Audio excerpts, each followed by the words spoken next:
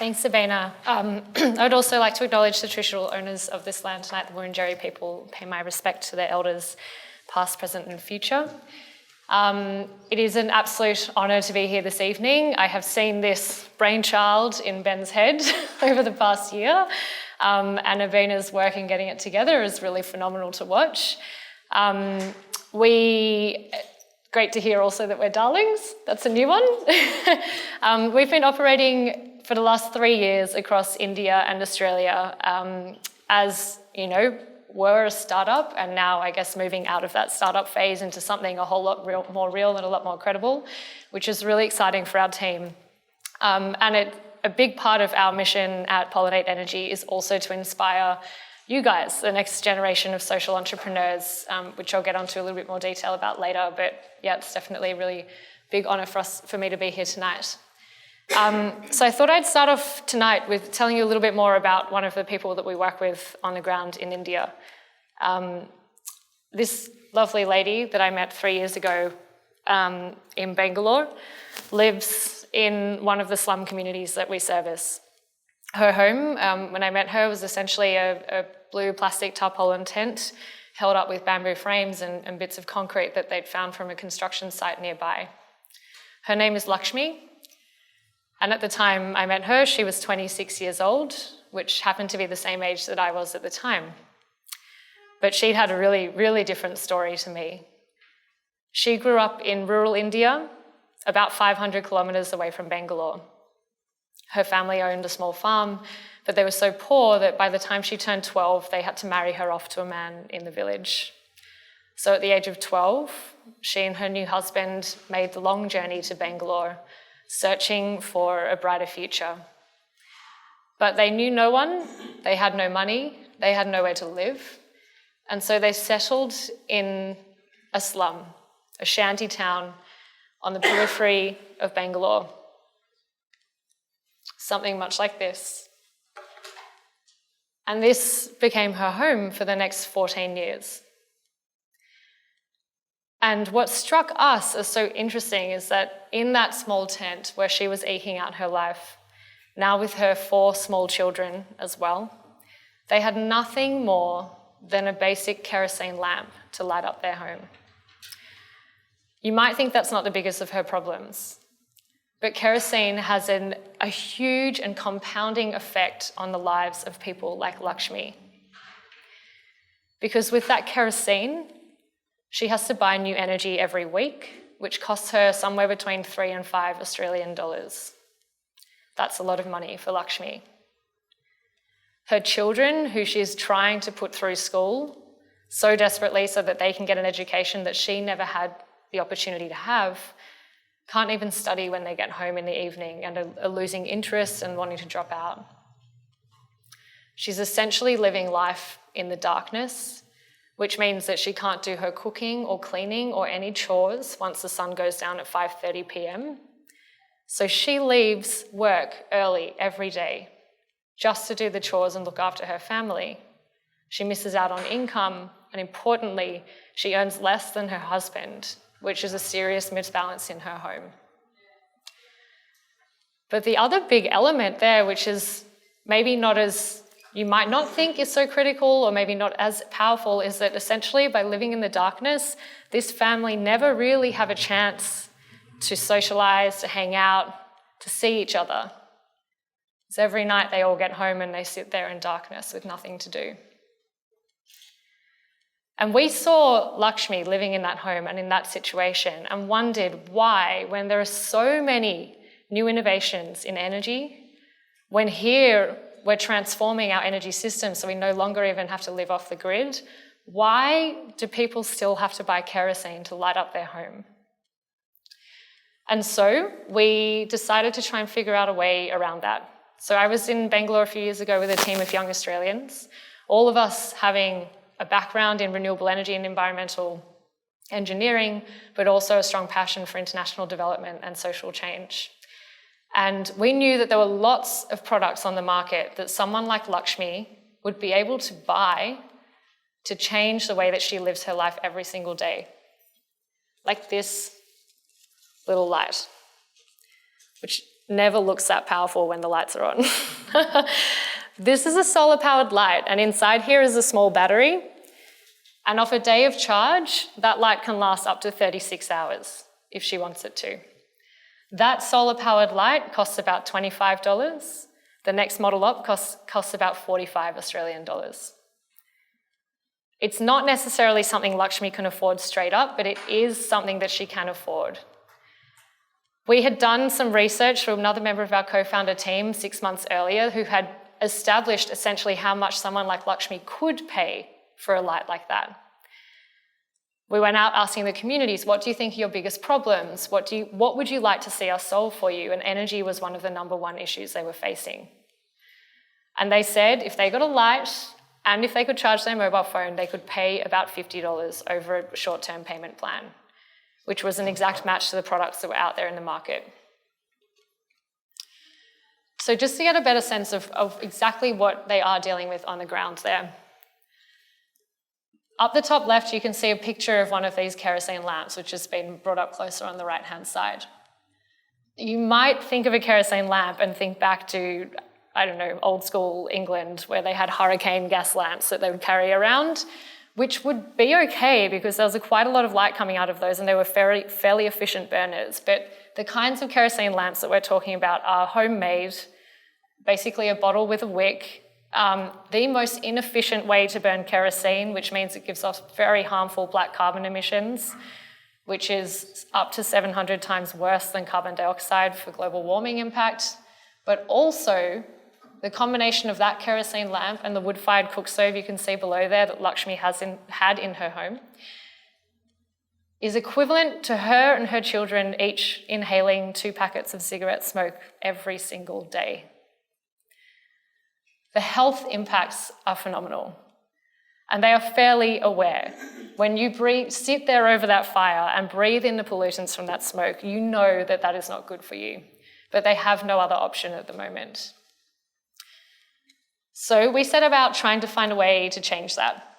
As I said, we knew that there was a product out there they could afford.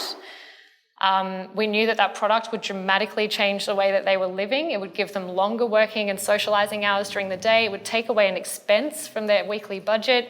It would completely remove the health impacts of kerosene and the environmental impacts as well. But the challenge, because this sounds like the holy grail of a solar light to replace a kerosene lamp, the challenge is how to get it into people's hands. It might sound easy for us to go and find Lakshmi and give her a light. But does anyone have any idea how many people are living a life like this in India every single day? Somewhere around millions? 400 million. And that's just India. There are some 1.3 billion people around the globe who still don't have access to electricity, and many more billions who still cook over wood-fired cook stoves. In fact, I think I heard the head of the UNFCCC say recently, 1 in every 2 or 3 women still cooks over a wood-fired cook stove in this world today. And it is a problem that is just not well understood or not well spoken about. So when you're dealing with numbers that big, how do you create a solution that you know is going to impact really far and wide? How do you create something that's going to scale? And that was what was the forefront in our mind the whole time. We didn't want to go to Bangalore and find a slum and give a bunch of lights away because sure, we would impact 20 to 30 families, but we wouldn't be able to do much more than that. We wanted to create a model that we knew could regenerate and allow us to invest more and more in reaching more and more families, allow us to expand. India's a big country. Those 400 million people are not all in one spot. They're all over the country. So we physically have to get out there with this product and with a service to make sure that we can reach them. So that's where the idea of Pollinate Energy was born. At Pollinate Energy, we're a social business that improves the lives of India's urban poor. We do this by providing them with access to clean energy technologies. In India, there's around 390 million people who don't have access to electricity, and we found that a lot of these people were living in non-permanent urban settlements with about 5 people in each tent, the size of your dining room table, and a perfect candidate for something like a solar lantern. 70-80 ರೂಪಾಯಿಗೆ litre ಅದು ತಂದು ಉರಿಬೇಕು. ಅದು ಈಗೇನು ಒಲೆ ಕತ್ತಲಾಗಿ ಇಷ್ಟು ಹಾಕಬೇಕು. ಕತ್ತಲ್ದಾಗ ಕಣ್ಣು ಕಾಣಲ್ಲ. ಇದು ಬೆಳಕಾಗಿಬಿಟ್ಟದು, ಸ್ವಲ್ಪ ಉಳಿತಾಯನೇ. ಮಕ್ಕಳೆಲ್ಲ ಬರಿತಾರೆ ಓದ್ತಾರೆ ಬೆಳಕಿಗೆ ನಾವು ಅಡುಗೆಲ್ಲ ಚೆನ್ನಾಗಿ ಮಾಡ್ತೀವಿ. Here in Bangalore, we have a network of micro-entrepreneurs, which we call pollinators. They're from the areas around the communities. They speak the local language. They spend time with the communities explaining the products so that they can understand them. And then they provide them with a payment plan so they can pay the system, which costs $30 off over 5 weeks. The way that they keep track of this is through a mobile phone app. On top of the fact that they have a job and they can earn money, a big benefit is the fact that they now have a community and a sense of belonging. ಒಂಥರ ಈ ಸಮಾಜ ಸೇವೆ ಮಾಡ್ದಂಗೆ ಆಗೋಗಿದೆ ಈ ಕೆಲಸ ನನಗೆ. ಹಾಗಾಗಿ ನನಗೆ ತುಂಬ ಖುಷಿಯಾಗಿದೆ, ಹ್ಯಾಪಿಯಾಗಿದೆ. ಅವ್ರ ಸಂತೋಷದಿಂದ ನಾನು ತೃಪ್ತಿ ಪಡ್ತಾಯಿದ್ದೀನಿ, ಅವ್ರು ಖುಷಿ ಪಟ್ಟರೆ ನಾನು ಖುಷಿ ಪಡ್ತಾಯಿದ್ದೀನಿ. So in India, there's around 390 million people who don't have access to electricity, and the aim is over the next 10 years to try to get to the 53 cities in India with more than 1 million people. ಮೊದಲೇನು ಬದುಕು ಕತ್ತಲ್ದಾಗ ಹಂಗೆ ನಾವು ಹಂಗೆ ಮಾಡ್ಕೊಂಡು ಹೊಂಟೋಗಿವಿ. ಈಗ ಇದು ಬಂದ್ಮ್ಯಾಗ ಬೆಳಕಾಗಿ ಎಲ್ಲ ಚೆನ್ನಾಗಿ.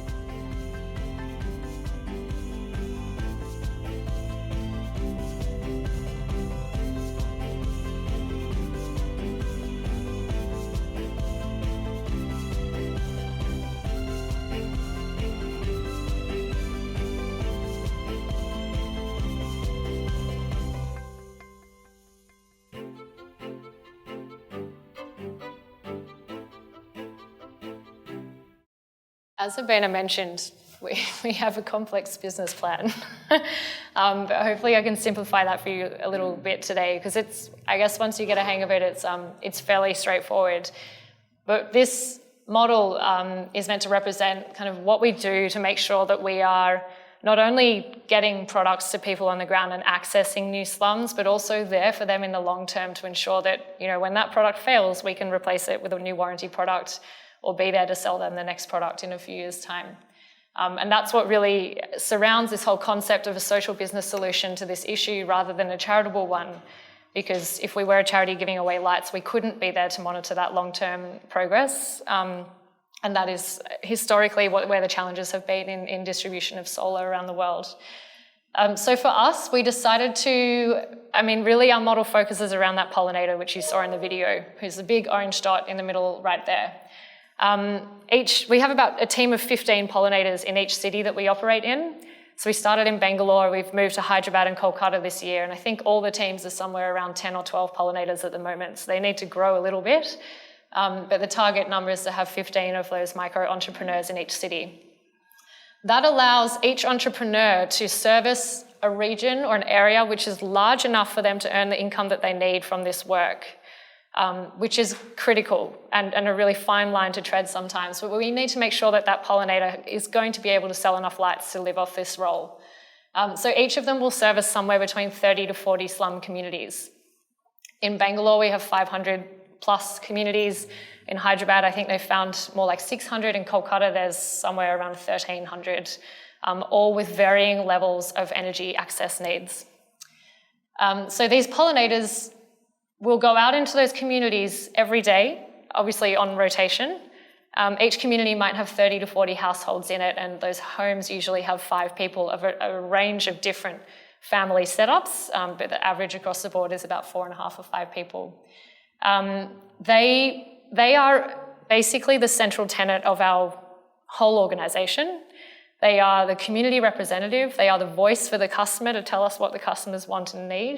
They are the sales agent. They're the distribution person, and they're the relationship holder. And they are absolutely critical to what we do. And actually that role is a really, really big role for them to fulfill.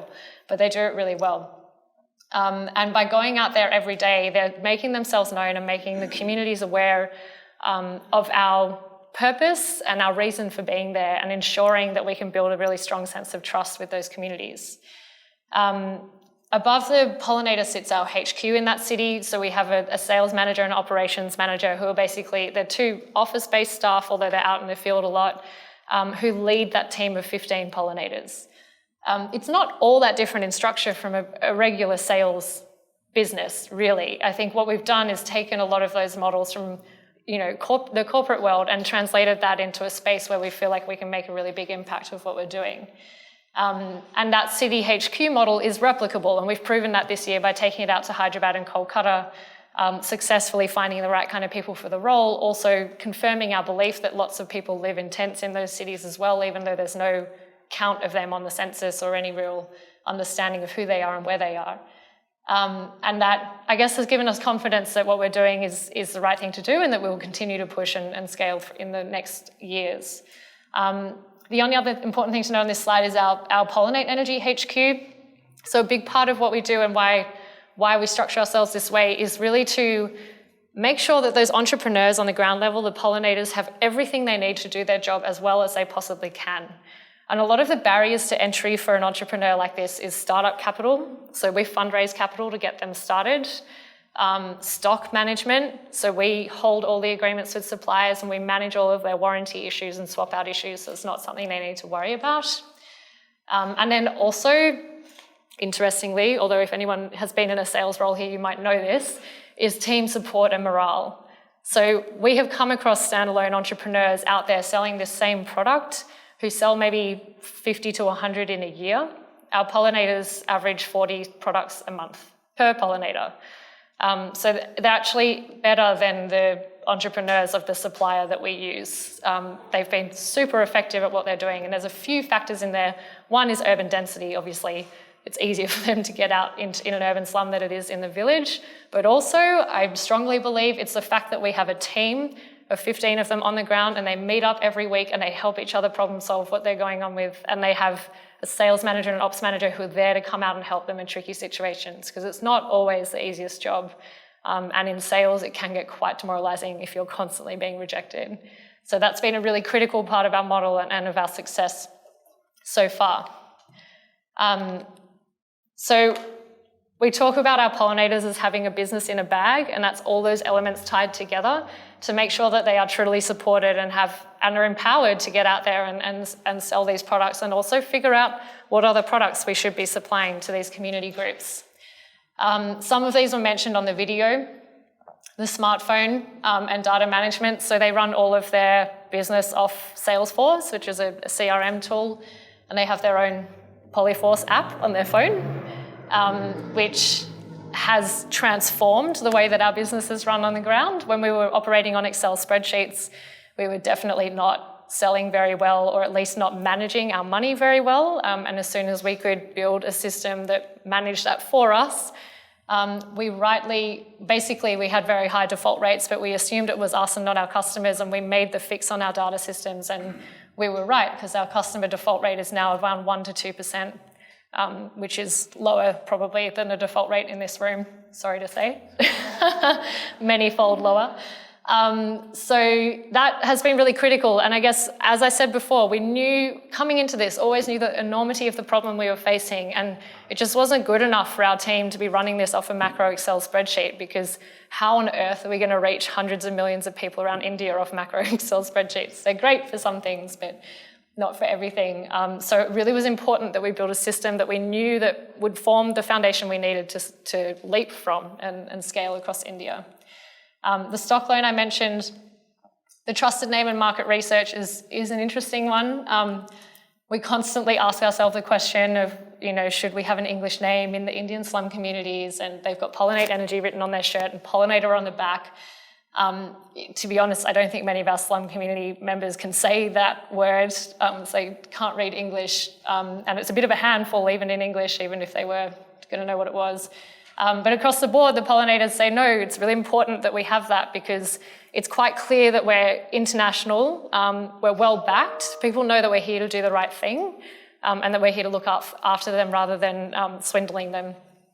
So they really want us to keep that name, which is really interesting, although we're doing some more work at the moment to see if there's another name that might work better.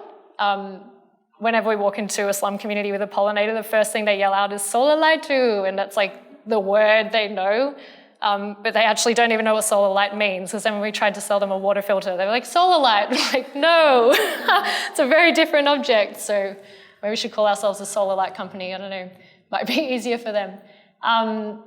Latest products and market research, which is really critical because, even in a city where there are hundreds of thousands, maybe even millions of people who need a solar light, eventually lots of people will get solar lights, especially if we have this division of communities per pollinator, so they kind of like saturate their region, which is something we were really worried about. It actually hasn't happened. What's happened instead is that more families have moved into the tents as the others have moved on, so they've continued to sell to the same community. And in some cases, some of our pollinators have an 800% penetration rate in communities because they're now selling through the communities to the village rurally, which is a really interesting outcome that none of us, I think, ever expected. But it goes back to that original point about Lakshmi, because for Lakshmi, the slum in the city was her gateway to city life from a rural village. It's like the entry point for all these people who are moving in, and they are living in the city, but they're not actually connected. They're working on day labour construction sites. They're living, nestled behind a construction building. There's electricity wires going overhead, but there's no way that that's ever going to get linked up to their tent. And they are strongly connected still to their rural villages. If you ask any of them where they live or where they're from, they will always refer to their native place outside of the city that they're in at the moment, even if, like Lakshmi, she's now been there for 17 years, and she expects to stay for another 12 to 15 just to put her children through school. So that mentality just shows you, I guess, how connected they are still to their original heritage, and they often travel back home to the rural villages. So they are in themselves a distribution network out into the villages, and it's kind of phenomenal that some of our pollinators have been able to tap into that and provide the lights by distance, to getting the slum dwellers to actually take it out to the village on their behalf. And training, another really, really important part. So as I mentioned, morale and team building is critical for our pollinators, but an even more critical element of that is how we bring them on board, which is through our international fellowship program. So that's bringing people from all over the world into our office on the ground in one of the city HQs for a month, when we're onboarding new pollinators, and you get paired up with another international fellow and a local Indian fellow and your pollinator. So there's like this little posse of 4 people going out, and you actually travel out in rickshaws or whatever it is and find all of the slums that are in their region and help that pollinator get through that really, really hard process, which is developing their market base. Because they can't read Google Maps really well, and they can't, navigate on a rickshaw, and they're maybe not feeling as confident about this process when they look around and they can't see any slums like within the local area. They need to be shown and helped so that they can see that and see the value of their role.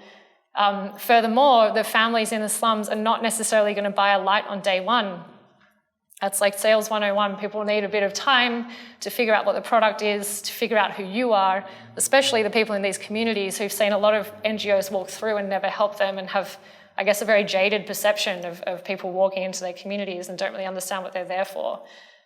So that first month is all about finding the slums and building relationships with people on the ground so that the pollinator can show them that they're serious, that they are here to help, and that they're there to stay. And then when it comes to giving someone a light on a payment plan, they trust the pollinator in that transaction. So that training process is also really critical to make sure that the pollinators are fully confident and capable to lead their business on their own. But getting to a really important question, because this one gets asked often, I really wanted to talk about it tonight as we discuss technology and misconceptions, is why do we sell the light? And there's a few different reasons. I mean, I've already touched on the one, which is that there are just so many people out there who need this, and us raising money to give away 100 million lights is not really achievable. But there's some other really important reasons, and it seems like you guys are probably all social business converts, so I think I'm preaching to the converted. But when we talk about social business, it's all about taking the agency away from us, the do-gooders from Australia who want to help out, and placing it on the customer who lives in the slum and saying, this is your choice, you tell us what you want, because then we will give you something that's valuable to you. And if we don't do that, we could fall into the same trap that so many people have around the world of giving products out that actually aren't useful or valuable or desirable. And that desirable one is just as important as the useful and valuable ones. Because if we look at these customers and ask them why they buy a light, I mean, they tell us that they buy it, one, because it's saving them money, which is true. It does save them a lot of money. They break even within a few months and then they save $100 every year. The men say that they buy it because it has a mobile phone charger, so they like, I don't know, the convenience of having a mobile phone charger at home. But also they're buying it because they've been living in a tent on the side of the road with a kerosene flame, and that is like the picture of poverty. And if they can have a light in their home, suddenly things seem a lot better, and they are a lot better because they have access to the same electricity that the large house next door has, that they're probably working in as a domestic worker every day. Electricity is not new to these people. They are well aware of what it's going to do for them in their lives, and they want it to be something desirable, and they want it to look good in their home. They also want it to last really, really long. So we had, early on, tried to sell a cheaper light because we thought cheaper was better, and we would be able to service it because we have this pollinator network out on the ground all the time. But very quickly, the lights, because they were so cheap, were failing. Our customers were unhappy. They weren't paying off their payment plan. And that was the first indication to us, because when you've gone and given them a light and you've sold them on the idea, and then a week later they don't want to give you the money, it's pretty clear that they're not happy with whatever that product is. So we decided to recall all of those products, and we replaced it with the Green Light Planet one you can see here today. And now when we go to collect money from a customer, largely, they're fine to pay because they understand it costs 2,500 rupees and they can see the value in that, and it's the right price for them, and it's the right price point for them in their life and their weekly budget as well. So the payment plan is well planned for them. So it is really important that we have that relationship with them and we treat them as a customer. It also keeps us accountable and our pollinators accountable, because if their customers are complaining, we're going to find out about it, and we have to treat them as a sales service, as they are, and give them the tools they need to make their customers happy. And I think that kind of language, it just can't really be spoken about when you're in a totally charitable situation. So for us, that's been really, really important. The other thing to note is that this one product could be bought for many, many different reasons. I don't know, does anyone in the room own a light like this? Yes. Why did you buy a light? To have light when I was camping and to charge my phone when I was camping. Nice. So there's a real situational reason for him buying that light. Anyone else? You have one as well? Yeah, yes. Oh, you share the light? No. Oh. Yeah, I mean, the other reason that lots of people buy these lights off our website in Australia, and the other reason people buy them is because they want to do something meaningful. Like, they know that when they spend money on this light, they're going to help us reach families in India. So you have a social thing front of mind. It's also it's a novelty product. It's kind of fun. Lots of people buy it for their kids because it's educational about solar, and then the kids use it to read, but they've got real lights in their home. They could use them to read as well. So for us, it was really important to figure out exactly what it was about this product that made our customers tick, and whether it was this product that made our customers tick. And asking those questions early on was pretty crucial, so that we could be sure that we were giving them the right thing.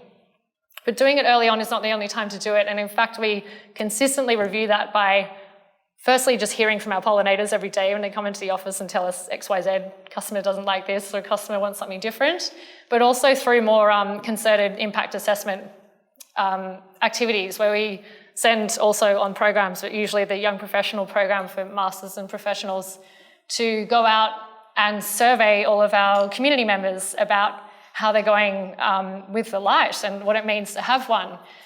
And I mentioned earlier that the reasons they bought the light were to save money and maybe to use a mobile phone charger. But interestingly, that didn't even factor in the top 3 benefits of what they saw out of using the light once they had it in their home.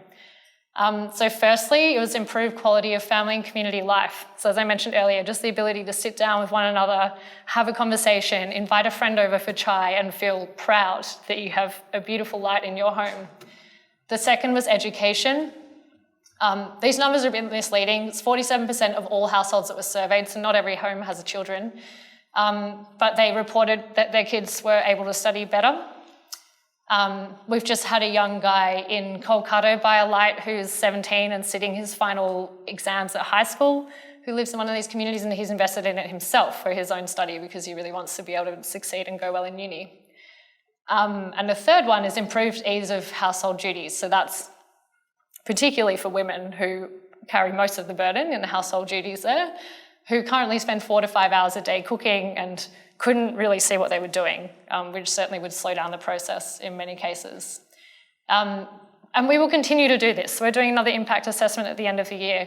And also, importantly, we will do this on other products that we roll out because not everything's the same as a solar light.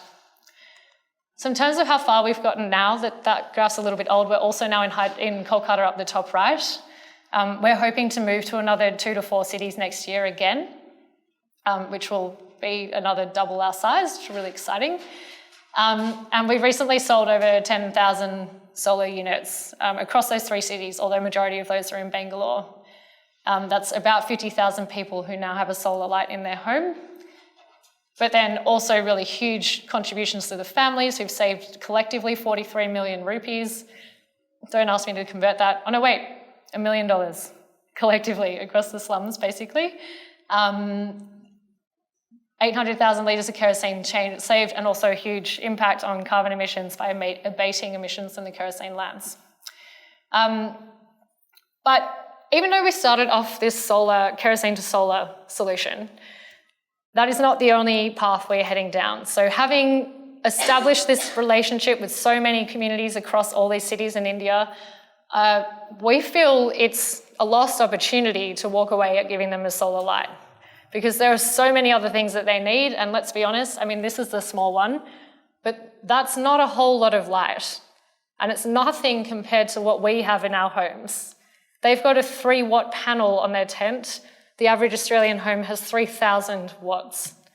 The power difference is huge, and the impact that has on their lives is huge. And so we feel, have a responsibility to help them continue to step up the energy ladder, whether that's with us with new products or giving them products that allow them to move out of that situation and into better housing, which has also happened in some occasions. So what are we considering?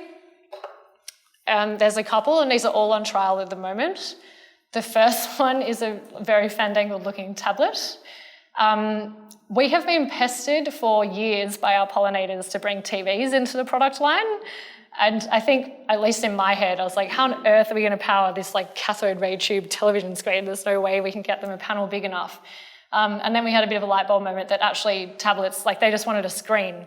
And the ability to see entertainment, which none of them can do when they're sitting around at home doing nothing. Also to access information, potentially for informative like apps and games, for playing, like whatever it is that they want to use it for. And it's a really interesting one because it's quite controversial, like, you know, should you be providing these people with tablets? I see the tablet evolution as similar to the mobile phone evolution and the solar light, where we've totally leapfrogged in like connections or on the ground grid networks into something that is portable and can be used at the household level and has a huge potential to change the way these people live their lives. So I mentioned earlier, people buy our solar light because it charges a mobile phone. 95% of our customers have a mobile phone, and it is critical for them. And that's an expensive product for them to buy, but that's how they find their work, that's how they stay connected with their families. That's how they entertain themselves right now. They watch like Bollywood movies around a tiny mobile phone screen with a crowd of 15 kids looking over. And a tablet would transform the way that they live their lives, and it would be used for many different purposes, and we're kind of interested to see what those purposes are. So we've got, I think, 2 or 3 of these out at the moment in the communities. The pollinators are like frothing over the tablets. I love them. They all want to buy one for themselves, which is a really good sign as well.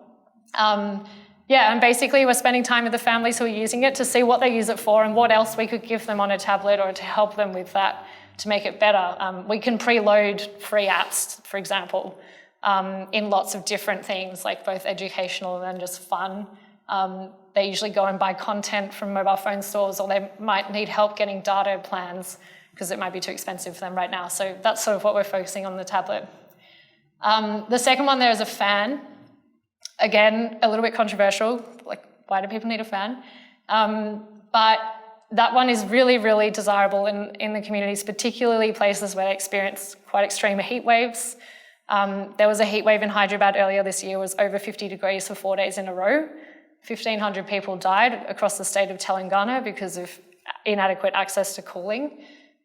So fans are quite critical actually in these communities, but also the really big one is being able to sleep well and feel, you know, refreshed and productive in the morning. And then of course, like keeping mosquitoes away, especially from young children, because dengue and malaria are fairly rife in those areas, and particularly at the communities because there's often swampy land nearby. Those fans need a lot more energy than a light, an LED light. So the biggest challenge there is that the solar panel itself has to be pretty large, which is where the cost is. So actually all of these top 3 products are a fair bit more expensive than our normal one. The one on the right is the Sun King home unit. So that's basically like a larger panel and battery system that you can plug in lots of other appliances like the fan and the tablet. Again, helping them step up the energy ladder. I mean, one of those units, I think, don't quote me, costs about $100, which is what they would save within their first year of owning one of the solar lights. So it's fairly viable, and we would still get it on a payment plan, so they could, accrue that over time. The lower one there, which is one I haven't talked about until now, is a gas-powered cook stove. So I mentioned earlier that lots of these people are cooking over wood fire stoves. It is incredibly damaging to their health. They're using industrial waste, usually, that they've foraged for or found on their construction site. So it's wood, but it's wood that's painted with paints and got nails in it. And they wrap it in plastic and douse it with kerosene to light it because it's usually wet or not safe for burning. So aside from the fact that it's wood smoke in your face, it's like the worst health and environmental situation you could be in with all of those toxins. But unfortunately, the products around there today for cooking are not as effective or easy to solve that situation as it has been for the solar light. I think across the globe, and this is what's interesting about this product, Greenlight Planets sell across Africa, Asia, and South America. It seems that no matter what the community, this product is making a difference and it's working for a lot of them. Unfortunately, with cooking, mostly because of the huge amount of fuel that you require and the fact that that fuel depends on where you are. So our families are living in the city, they don't have access to agricultural waste, for example. There is no cooking product out there right now that is that effective across different community levels. Going to gas is probably the best thing that we can possibly do for these people. I cook on gas at home, I'm sure a lot of you do. That is one of the cleanest and safest ways to cook at the moment because we can't give them access to solar electricity at a large enough scale that they could actually cook off that in their home. But gas has some bureaucratic challenges around it. One of them being in Kolkata that if you don't have a permanent address, you can't register for the gas delivery network, so you can never get gas. But none of our families have a permanent address. They're all living in tents on the side of the road somewhere. So there has been an organisation in Kolkata that's trying to break down those barriers and help people get registered and then finance a stove for them so that they can actually afford to get on it. But it's kind of a unique problem that the stoves are there and the fuel's there, but there's no way they can actually get the fuel to their houses. And I guess they're the kinds of challenges that we're facing as we move forward, particularly with energy-related products, that it really needs to meet whatever's available on the ground at that time. Otherwise, there's no point giving someone a gas stove if they're never going to have any gas delivered to them. That would be a huge waste of everyone's time. So to wrap up, and then I definitely want to give you guys a chance to ask lots of questions. I did refer to a couple of opportunities for people like you guys to come over and see what we're doing. There's a picture on the left of some of our fellows, I think in like our second program 2.5 years ago, who basically go over and spend a month living on the ground with us, getting to know our local Indian team and our partner with local Indian fellows, and spend a lot of time out in the communities, I guess, witnessing what life is like for these families, but also seeing critically how much of an impact you can make with your skills. One of the big ones being your savviness around technology. It is really, really important for us. We've built our whole business off technology, and we scour Google Maps to try and find slums, and we pin them and GPS locate them and travel in rickshaws and update them on our app, and that's like how we work on the ground. So you definitely have things that you can contribute.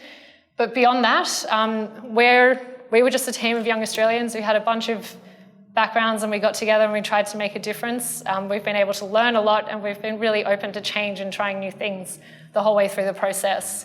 And what we love about these programs is that people like you come on board who are not us and who have different skills and different experiences, and have seen things done elsewhere around the world that you would maybe like to try with us. So we also give you license to kind of get stuck into a real challenge that we're facing, which in many cases is product related, but also might be other elements of our business. And get your hands dirty and try and put a new idea into action and see how it works. And if it works, that's going to be something that we carry on forwards and make part of our regular business, which is a really exciting opportunity as well.